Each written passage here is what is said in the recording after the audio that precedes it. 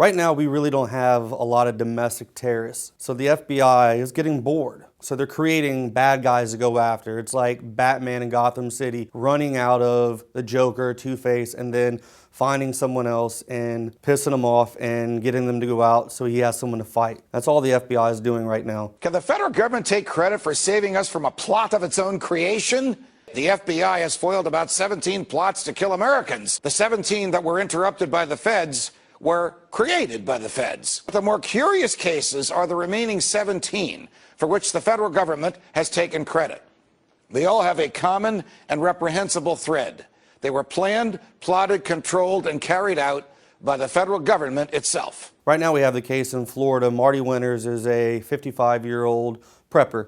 It's usually the good family right down the street that you know that goes to church every day, hardworking Americans who pay their bills, and really all they're doing is they're just trying to prepare in case something bad happens. What's wrong with that? You know, the way our government's going right now, the way our economy is, it looks like that is a possibility that, you know, everything could collapse. So what's wrong with being prepared? Our government wants us to be prepared for a worst case scenario by forcing us to buy Obamacare, but we as Americans can't prepare. We can't go out and buy MREs. We can't have, you know, water purification devices and stored water, guns and ammunition, just to be on the safe side. And this man had an FBI agent infiltrate his River Otter prepper group and say that he had 50 AK-47s buried across his properties. He had a house that was booby-trapped that he would catch on fire, and when federal agents showed up, it would kill them.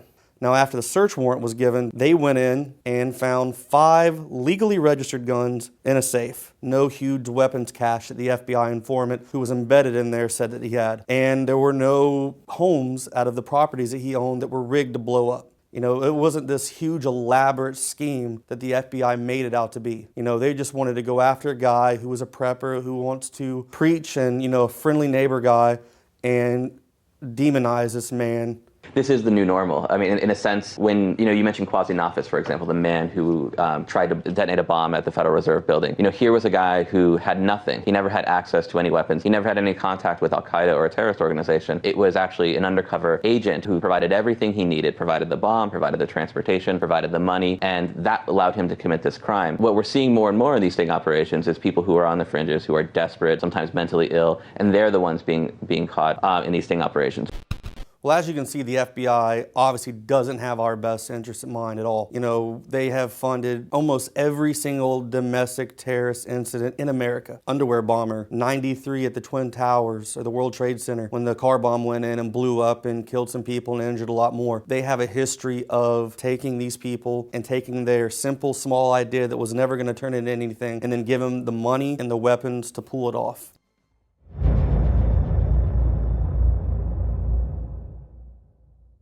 Symbols are powerful, and the globalists have hijacked the symbols of America. They've turned them into their own symbols. Well, we are restoring the idea of the true republic, not the counterfeit globalist empire, by promoting the icon George Washington and others. That's why we're rolling out an 100% made in America line of incredible pro-liberty apparel. We are repopularizing liberty.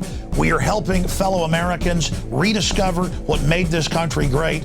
We are the spirit of 1776. We are 1776 worldwide. We are all brothers and sisters in arms in the animating contest of liberty in the long march towards humanity's ultimate destiny of freedom.